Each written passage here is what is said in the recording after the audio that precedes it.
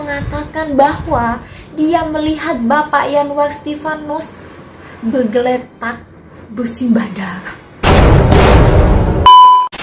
Hello, welcome to my channel. Aku Ivana. Channel ini akan membahas seputar kisah misteri, horor, dan kasus-kasus yang tak terpecahkan lainnya, serta kisah-kisah yang menegangkan. So, jangan lupa subscribe dan nyalakan lonceng notifikasinya. Ding ding.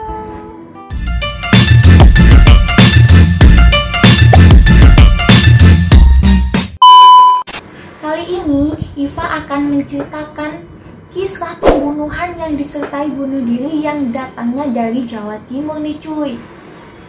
Kejadian ini terjadi pada seorang pengusaha distributor roti yang mana banyak karyawan yang tinggal di rumah tersebut. Kejadian ini terjadi pada tanggal 25 September 2008 di Ngagel, Wonokromo, Surabaya, Jawa Timur, dan juga dikenal dengan Ngagel Jaya nomor 82. Awal mulanya salah satu seorang pembantu yang ada di sana heran, kok sudah terang sekitar jam 5.30 majikannya belum bangun. Biasanya jam 4.30 majikan sudah bangun, kata sang suster atau pembantu yang ada di rumah tersebut. Karena penasaran, baby sister itu mencoba melongok ke dalam jendela kamar. Baru saja dia mengangkat gorden, lalu dia berteriak histeris dan menangis mengatakan bahwa dia melihat Bapak Yanwar Stefanus bergeletak bersimbah darah. Lalu beberapa pembantu dan karyawan hubungi polisi, yang kemudian aparat kepolisian datang harus mendobrak pintu kamar. Ternyata jendela dan pintu kamar dikunci dari dalam. Saat terbuka, yang terlihat pemandangan yang sangat menyayat hati. 4 mayat bergeletak dalam kamar bersimbah darah.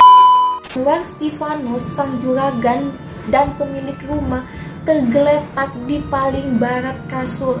Dia menggunakan celana pendek dan kaos hitam. Di tangan kirinya ada 2 luka sayatan dan luka tusuk di bagian perut dan 2 sayatan di leher.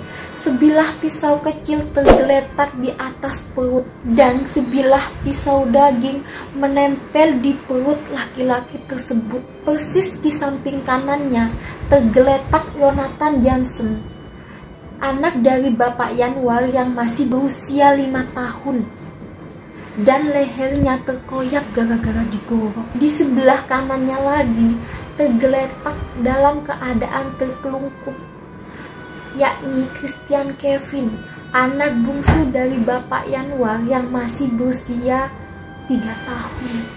Sama seperti kakaknya, lehernya mengengah setelah digorok, namun lebih besar.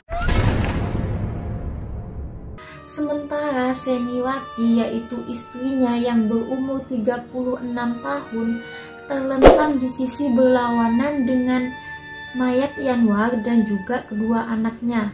Kondisi mayat Seniwati, lehernya tergorok, namun di pipi dan dadanya banyak goresan luka akibat sayatan benda tajam. Dari hasil olah TKP atau tempat kejadian perkara, petugas menduga tak ada barang yang hilang dari rumah itu. Selain karena kamarnya terkunci dari dalam, ada tumpukan uang yang masih utuh. Berdasarkan fakta ini, tidak mungkin jika motif perampokan di dalam kasus tersebut. Penyelidikan menjadi agak terang setelah Polda Jatim dan tim forensik Surabaya melakukan penyelidikan. Diduga kuat yang mati terakhir adalah kepala keluarga, yaitu Yanwar. Dilihat dari lukanya, dia mengalami 3 luka. Posisi mayatnya, jika dia mati duluan, tidak mungkin posisi mayatnya itu seperti itu. Dari inilah yang memunculkan dugaan kalau Yanwar membunuh istri dan kedua anaknya terlebih dahulu sebelum dia melakukan bunuh diri. Karena dari hasil olah TKP seperti itu, pintu terkunci dari dalam dan tidak ada barang yang hilang. Maka kemungkinan terbesar adalah Yanwar melakukan pembunuhan, setelah itu dia membunuh dirinya sendiri. Apalagi di jempol kaki kanannya Yanwar ada sobekan kertas koran. Yang di bawah juga ada sobekan kertas koran pasangan tersebut. Dan ada berjekan darah pula di atas koran itu. Ini menunjukkan kalau Yanwar berjalan-jalan di saat terjadinya pembunuhan itu. Dugaannya, siapa yang akan berjalan di saat terjadinya pembunuhan selain si pembunuh? Kemudian polisi merekonstruksi kejadian apa yang terjadi malamnya. Dari perkiraan polisi, kali pertama yang dibunuh oleh Yanwar adalah istrinya Sriwati. Secara logika, ya tentu saja yang dibunuh pertama itu yang dewasa. Karena jika yang kecil dibunuh terlebih dahulu, takutnya yang dewasa itu terbangun dan melakukan perlawanan. Polisi menduga kalau Yanwar membekap istrinya dengan bantal sebelum menggorok lehernya. Itu bisa dilihat dari lebam dan luka di mulut karena dibekap. Dan luka-luka di pipi dan dadanya akibat meronta-ronta melawan. Tanpa banyak babi bu lagi, Yanwar langsung menggorokkan pisau besarnya itu ke leher mungilnya si Kevin. Saking kerasnya semua urat langsung terputus. Selanjutnya, Yanwar berjalan ke arah Yonatan putra sulungnya yang diduga juga dalam keadaan tertidur. Yonatan langsung digorok di bagian leher kanannya. Entah setan apa ya cuy yang merasuki hingga bisa setega itu. Setelah itu barulah Yanwar memutuskan untuk menghabisi nyawanya sendiri. Tidak seperti saat membantai keluarganya yang berlangsung dengan cepat.